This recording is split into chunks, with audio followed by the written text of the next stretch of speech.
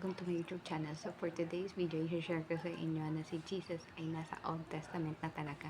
Hindi nga lang talaga name Jesus, kasi we all know that pinangalanan ang ating Panginoon na Jesus doon na sa New Testament. Pero I can say that the Lord Jesus is in Old Testament.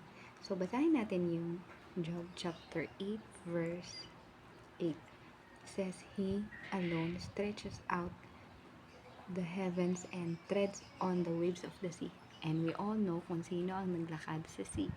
Sino yon? It is Jesus and Peter. Dito sa chapter na to, kung saan sumagot si Job sa kaibigan niya na nagko-comfort sa kanya kung ano ang mga ginagawa ng Panginoon. Meaning to say, Jesus is God. And another thing, sabi dito in verse 10, He performed wonders that cannot be fathomed, miracles that cannot be counted. And we all know Jesus performed so many miracles in New Testament. Isa na doon yung water turned into wine, at marami pa siyang pinagaling. Ang bulag, yung dinudugo, marami pa siya. Even yung patay, kayang buhayin ni Jesus. So many miracles na hindi na natin mabilang. So I'm telling you that Jesus is Lord. Jesus is the truth, the way, and the life. Accept Him.